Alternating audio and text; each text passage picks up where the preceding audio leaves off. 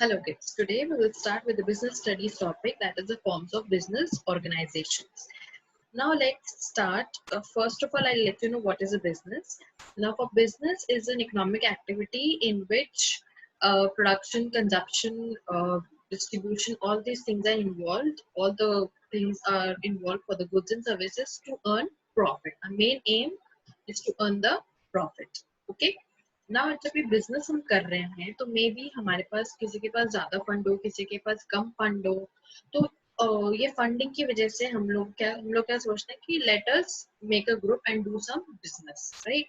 अब जिसके पास ज्यादा फंड होता है, किसी को जरूरत नहीं होती फंडिंग की, तो that person can do that thing, that business economic activity as an individual also. So now we will start how we can do the business as an individual also. See, now types of business organizations, that is the private sector. Now first I'll let you know what is private, public and joint venture. When we are talking about private sector, that means the business is wholly owned and governed and managed by the private person or the single individual. Okay, no role of government. When we talk about public sector, or the whole role is of government, that government will manage, government will own, government will finance, everything will be done by government only.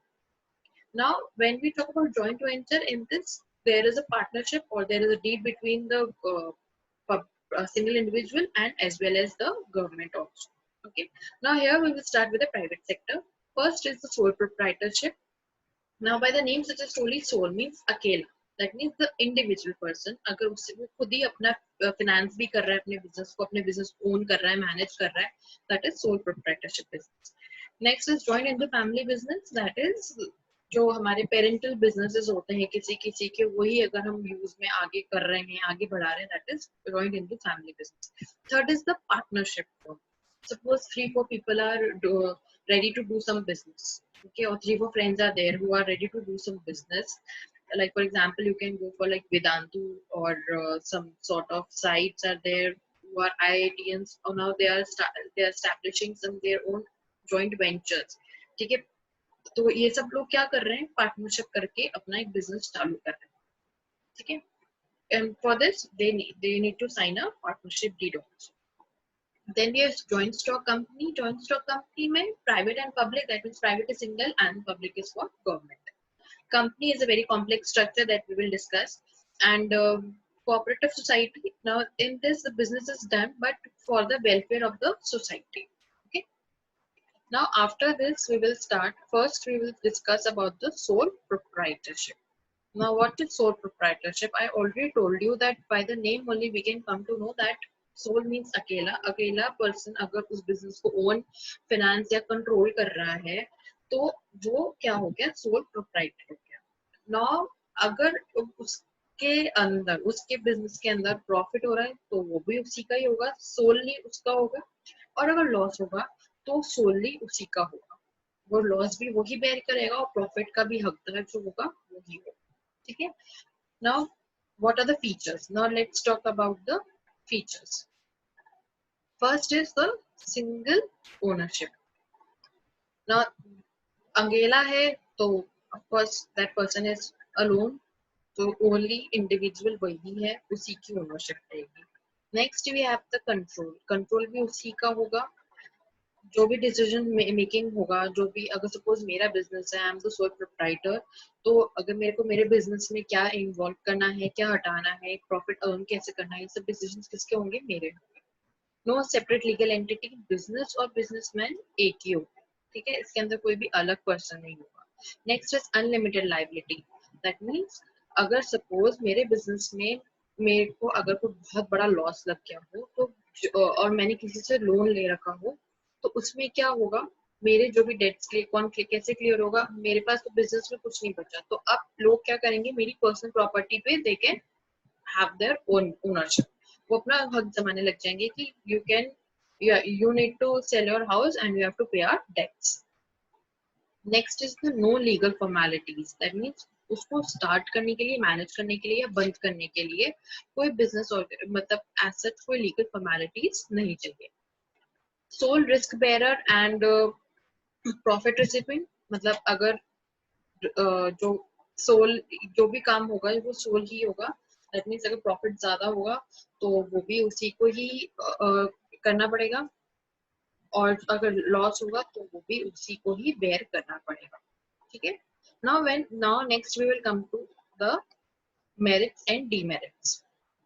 Now when we come to merits and demerits, first merit is easy to start and close. Of course कोई legal formalities की जरूरत ही नहीं है, तो हम आराम से इस बिजनेस को ओपन कर सकते हैं और आराम से इस बिजनेस को क्लोज कर सकते हैं। Next is quick decision making. मैं अकेली हूँ, मेरे को और किसी की जरूरत नहीं है। I will be alone person to take the decision. Next is a sense of accomplishment, that is a personal satisfaction कि I will be very happy that अगर मेरे बिजनेस को बहुत प्रॉफिट हो रहा है, I will be the happiest person कि yes I can do something in my life, I have achieve something very good in my life.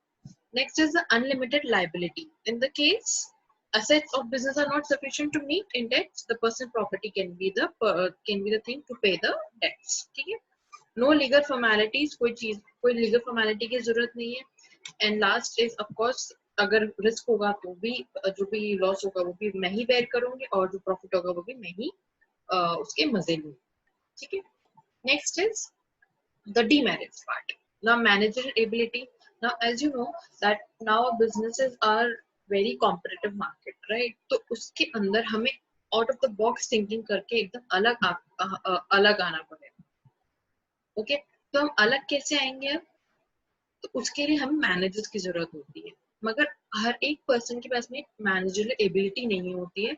सो उसमें क्या होता है कि आपका business out of the box में नहीं आ पाता है।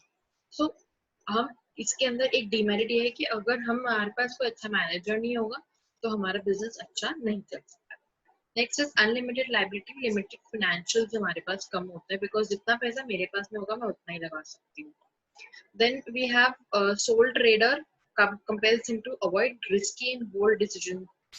मेरे को कोई बताने वाला नहीं होगा कि ये वाला पॉइंट सही है, ये वाला स्टेप आपको बिजनेस में उठाना चाहिए, या ये वाला बिजनेस आपको इस बिजनेस में नहीं उठाना चाहिए, तो मेरे पास कोई नहीं होगा। ठीक है। Then uncertain life. अगर सपोज इंसॉल्वेंसी हो जाए या मेरी डेथ हो जाए, इलनेस हो जाए, तो मुझे ये बिजनेस क्लोज करना पड़ेगा, और क्योंकि मेरे पास और कोई ऑप्शन नहीं होगा, मेरे पीछे से इसको कोई संभालने वाला नहीं होगा। Next is the limited scope for expansion. Now, due to limited capital and managerial skills, it cannot be expanded to a large scale. Like if you go for Ambani's, Reliance, तो उसमें क्या था, दो भाई थे, है ना? तो उन्होंने अपना बिजनेस बहुत एक्सपैंड कर लिया, क्यों? उनके पास में बहुत सारा एक तो फंड भी बहुत ज्यादा था, और उनके पास कैपिटल भी बहुत ज्यादा था, तो इसलिए उन्होंने बहुत ज्यादा एक्सपैंड कर लिया उस बिजनेस। So I suppose ये वाला टॉपिक आप लोगों का क्लियर हो गया होगा, what is sole proprietorship, and thank you so much.